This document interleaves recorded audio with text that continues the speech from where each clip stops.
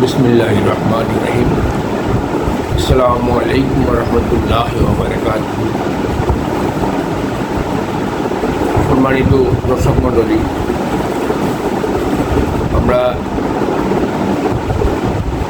Doctor Mizanur Rahman Azhari সাহেবের এক নজরে কোরআন পাঠ আমরা শুরু করবো এখনই। প্রতি সপ্তাহে প্রতি শুক্রবার এটা আমরা প্রকাশ করি, আপনাদের সামনে উপস্থাপন করি। আশা করি আপনারা ভালো আছেন, সবাই সুস্থ আছেন। আপনারা আমার এই কোরআন পাঠ নিজেরা শুনবেন, অন্যদেরকে শোনার জন্য এটাকে শেয়ার করবেন, সাবস্ক্রাইব করবেন। আমি কোরআন পাঠ করে আমি যেভাবে আমি এর সওয়াব কামাই করতে পারবো, আপনারা সমপরিমাণ সওয়াব কামাই করবেন শুনে, এটা পাঠ শুনে। আবার শেয়ার করলে আবার ওটারও সওয়াব আপনারা কামাই করবেন, আমার চেয়ে বেশি সওয়াব আপনারা পাবেন। আমি আশা করি আমার এই এক নজরে কোরআন পাঠ আমাদের আজকে 14তম পর্ব আপনারা শুনবেন। গত অনুষ্ঠানে আমরা সূরা ইউনূস সম্বন্ধে আমরা পাঠ করেছিলাম। আজকে করব সূরা হুদ।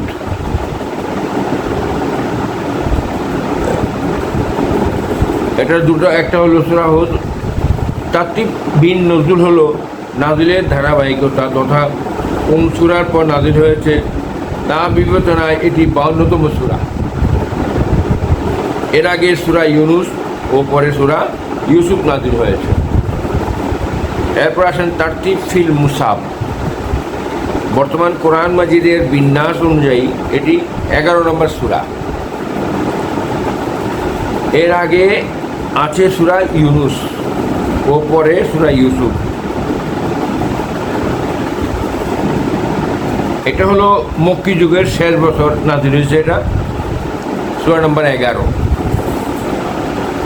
এক নজরে হুদ। এটাতে লেখা আছে মাক্কি যুগের শেষ বছরে নাজিল হয়েছে, আর সূরা নাম্বার 11। এটার আয়াত হলো 123। এটা হলো মাদানী, মদিনাতে নাজিল হয়েছে। এটা নামের রহস্য, হুদ ছিলেন একজন নবী।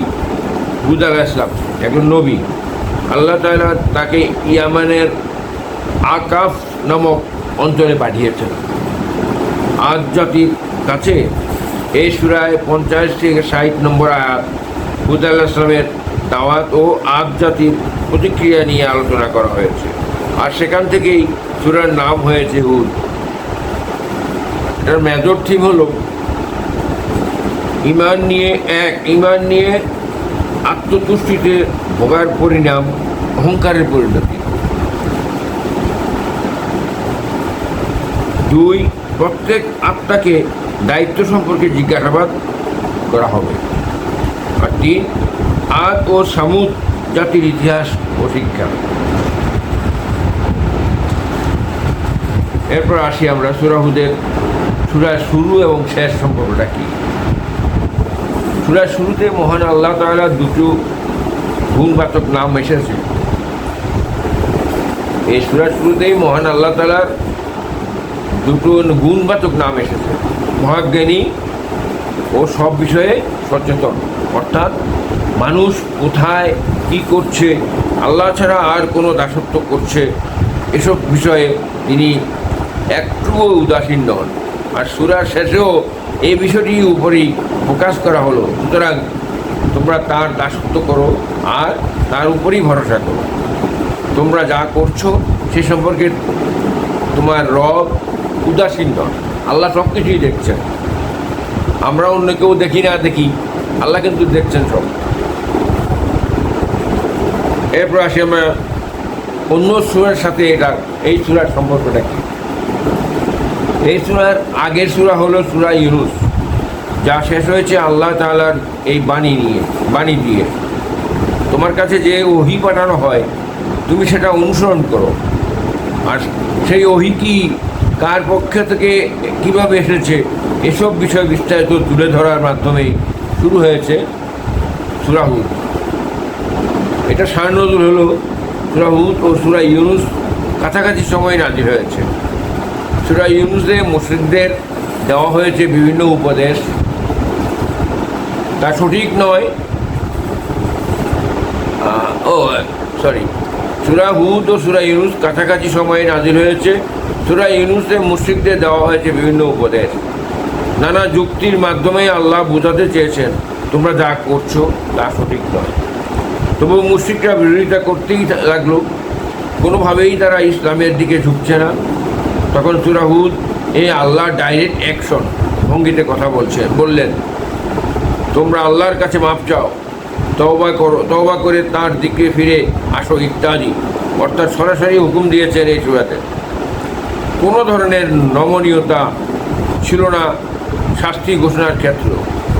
তুমি যেই হও না কেন, যার সন্তানই হও না কেন, আল্লাহর অবাধ্য হলে কেউই বাঁচতে পারবে না। যেমন করে শাস্তি থেকে রেহাই পায়নি নূহের স্ত্রী সন্তান ও লূতের স্ত্রী। আবার এই নবীরাও যখন বুঝতে পারলেন তাদের পরিবার পরিজন কিছুতেই তাদের দলে সামিল হবে না, তখন তারাও মুখ ফিরিয়ে নিয়েছেন ওদের থেকে। এই সূরাতে আল্লাহ এই শিক্ষা দিলেন যে ঈমান ও কুফর কখনো একসাথে থাকতে পারে না। ঠিক বদরের ময়দানেও এই দৃশ্যই আমরা দেখতে পাই, যেখানে বাবা ছেলে পরস্পরের বিরুদ্ধে দাঁড়িয়েছে ঈমান ও কুফরের ভিত্তিতে। আর এরপরও যারা কুফরের পথে পড়ে থাকবে তাদেরকে ভীষণ আযাবের ভয় দেখিয়ে সূরাটি নাজিল করা হয়েছে। শাস্তির কথা এসেছে অন্যান্য সূরাতেও, তবে সূরা হুদে তা এসেছে আরও শক্ত ও স্পষ্ট রূপে। এটা এবার দেখতে বলছে বুখারী শরীফের 2753, মুসলিমের 2068। এরপর আসি আমরা সূরা হুদের সেগমেন্ট সম্পর্কে। এটাকে 3টা ভাগ করা হয়েছে। একটা হলো সত্য পথ অনুসরণ, যত কঠিন সময় আসুক হিদায়াতের উপর টিকে থাকতে হবে। আর অতীত মানুষদের দেখে শেখা। অতীত মানুষ, আগের যে মানুষ ওদের শাস্তি হয়েছে তার থেকে শেখা আর কি। অতীত মানুষদের দেখে শেখা। হিদায়াতের পথ ছেড়ে দিলে পরিণতি কেমন হয় অতীত জাতিগুলোর কাছ থেকে সে শিক্ষা নিতে হবে। তারপরে রবের করুণা, রবের ক্ষমার দরজা সবসময় খোলা, তাই ভুল করে ফেললে হতাশ না হয়ে দ্রুত তওবা করতে হবে। এরপরে আসি ফজিলত। আবু বকর রাদিয়াল্লাহু আনহু একবার আল্লাহ রাসূলুল্লাহ সাল্লাল্লাহু আলাইহি ওয়াসাল্লামকে বললেন, আল্লাহ রাসূল, আপনার তো চুল পেকে গিয়েছে।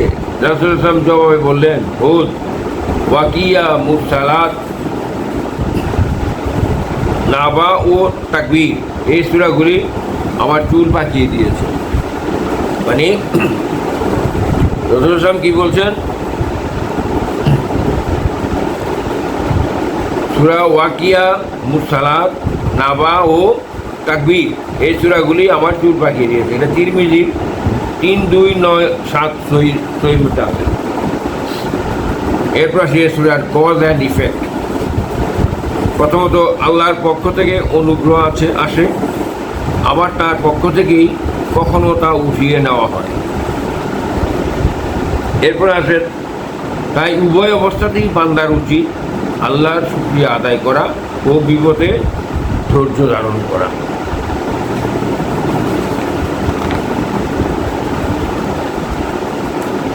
এরপর আসি সূরা হুদের গতিপথ, সেন্ট্রাল থিম, নবী জীবনের পরীক্ষা ও মানুষের পরিণতি।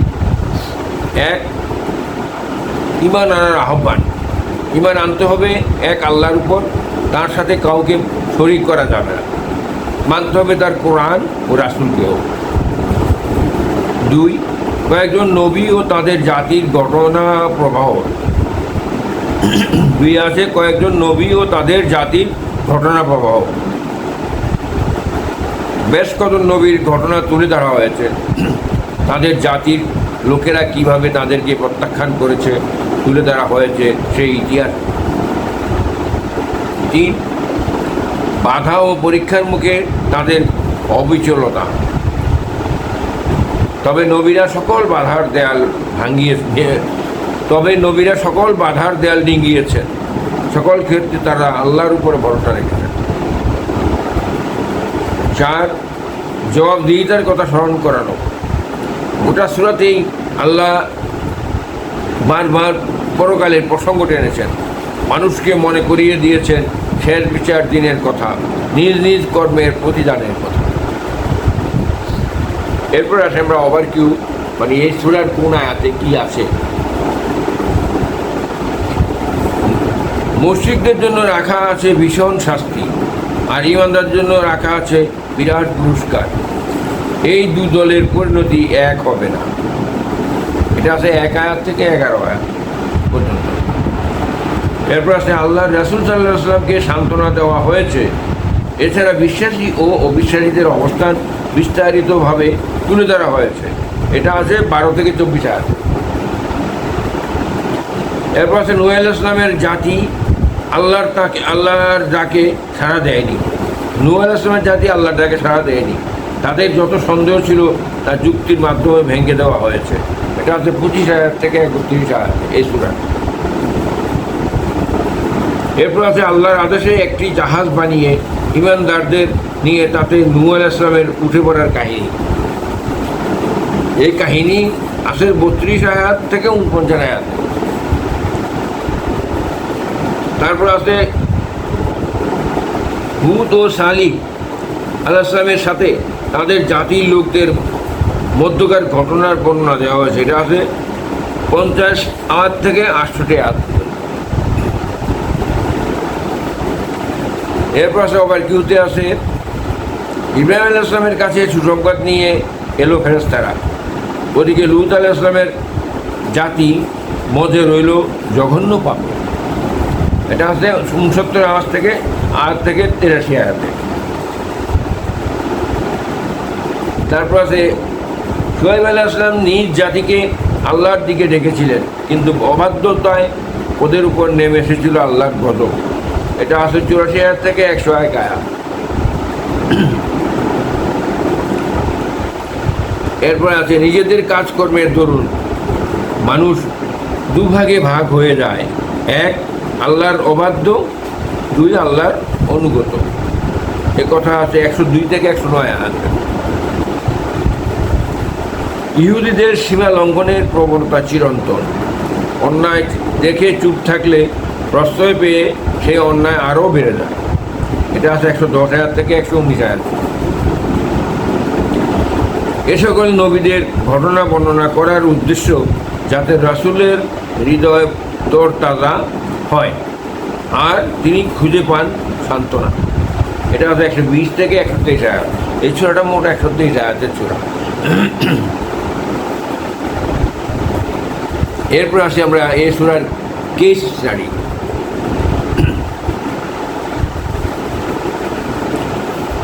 আদ জাতির ঘটনায় নিয়ে আমাদের গভীরভাবে চিন্তা গবেষণা করা উচিত।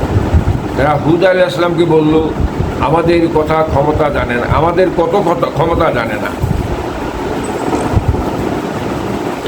তারা হুদ আলাইহিস সালামকে আদ জাতি বলল যে আমাদের কত ক্ষমতা জানে না।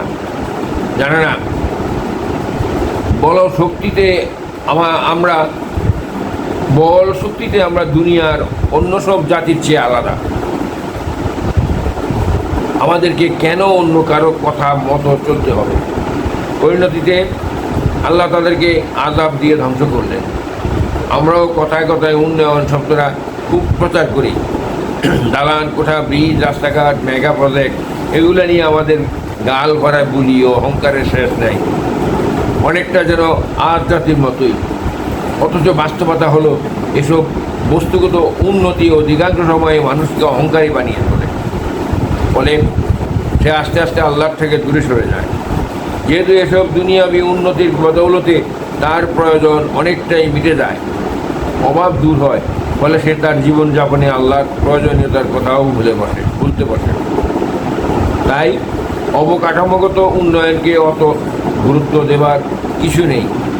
ইউরোপীয়রা ধর্ম থেকে দূরে সরে যাওয়ার পেছনে প্রধান কারণ তাদের দুনিয়াবী জীবনযাপন খুব উন্নত।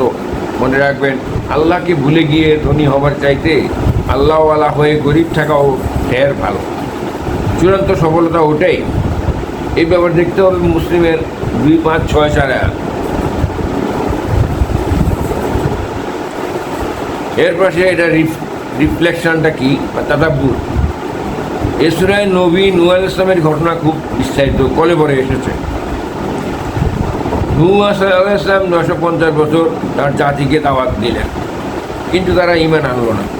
সবচেয়ে দুঃখজনক ব্যাপার, ছাড়া না দেওয়া লোকদের মাঝে ছিল নবীর নিজের ছেলেও। বোঝাবার কোনো কমতি তিনি করেননি, তবু সে পুত্র ঈমান আনবে না। শেষকালে প্লাবন যখন একেবারে ঘনিয়ে এলো, নূহ আলাইহিস সালাম শেষবারের মতো ছেলেকে সাবধান করলেন, কিন্তু ছেলে তখনও গো ধরে রইল, ঈমান সে আনলো না। বেঈমান অবস্থায় ডুবে মরল প্লাবনে। এই ঘটনা আমাদের জন্য অনেক বড় শিক্ষা। হিদায়াত খুব দামি বিষয়, তাই নিজের পক্ষ থেকে সর্বোচ্চ চেষ্টা ও আন্তরিকতা প্রয়োজন। হিদায়াত পেতে হলে আপনার ইচ্ছা শক্তি থাকতে হবে, আন্তরিকতা থাকতে হবে। কোনো অলিয়া উলিয়া চাইলেই যদি কেউ হিদায়াত পেয়ে যেত, তবে আর নূহ আলাইহিস সালামের ছেলেকে বেঈমান হয়ে মরতে হতো না। তাই সব সময় নিজের হিদায়াতের উপর টিকে থাকার জন্য নিজেকেই চেষ্টা ফিকির করতে হবে। আরেকটা শিক্ষা হচ্ছে সন্তানদের পেছনে সব সময় লেগে থাকা চাই। দেখুন, নূহ আলাইহিস সালাম নবী হয়েও কিন্তু বসে থাকেননি, বরং তিনি ছেলের সংশোধনের জন্য চেষ্টা জারি রেখেছেন। আমাদের অনেক বাবা মা মনে করেন তার ছেলে বা মেয়েটা একেবারে সহজ সরল, ভাজা মাছটি উল্টে খেতে জানেন না। কথায় কথায় বলে আমাদের মেয়ে ওরকম না, ও আর সব ছেলে মেয়ের চেয়ে আলাদা। সন্তানের ব্যাপারে এরকম ভাবাটা আত্মঘাতী, বরং সবসময় ওর হিদায়াত নিয়ে ভাবতে হবে। চাল চলন ও স্বভাব চরিত্রের ব্যাপারে সচেতন থাকতে হবে আমাদের। ভালো কাজে উৎসাহ দিতে হবে আর দুহাত তুলে দোয়া করতে হবে রবের দরবারে। এবার দেখতে বলা হয়েছে যে বুখারী শরীফের 5200 এবং মুসলিমের 1829, তিরমিজির 1952।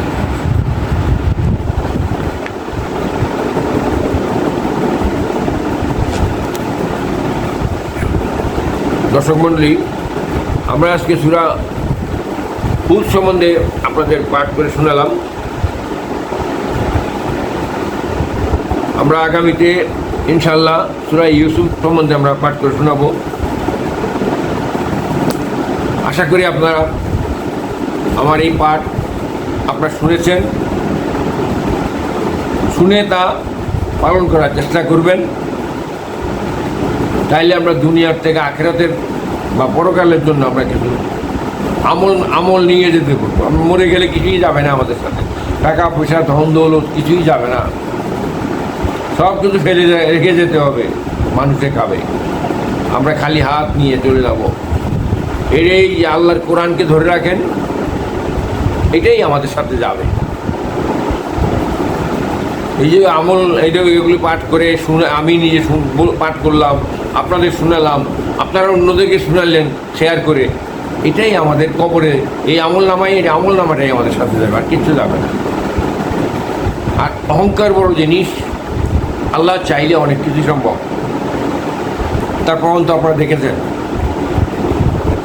আমেরিকায় আমাদের অহংকার করে না, আমার এই শক্তি আছে, সেই শক্তি আছে, পারমাণবিক বোমা আছে, পারলো। এই যে আগুনের ঝড় আসলো আমেরিকাতে, 1000 বিঘা পুড়ে গেল, তার সাথে সাথে বাতাস। আল্লাহ চাইলে কি না পারে, এই আগুন, পানি, বাতাস, ভূমিকম্প, এই চারটা দিয়ে দুনিয়া ধ্বংস করে দেবে। এই যে বন্যা হচ্ছে, বন্যার যে স্রোত, এই বন্যার পানির এই যে আকাশ থেকে যে পানি পড়ছে দেখছেন, বৃষ্টির পানি না এটা, সেই পানির ঢলে দেখেন আমরা পাকিস্তান, ইন্ডিয়াতে দেখেন বাড়িঘর সব পরিষ্কার হয়ে যাচ্ছে। এটা আমরা জীবনে কখনো দেখিনি।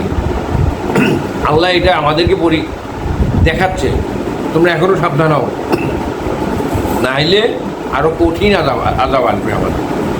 সুনামি বলেন, যত কিছু বলেন, আমরা আগে কখনো দেখিনি। কাজেই আল্লাহ যেন আমাদের সবাইকে হেফাজত করেন, এবং হেদায়েত করেন।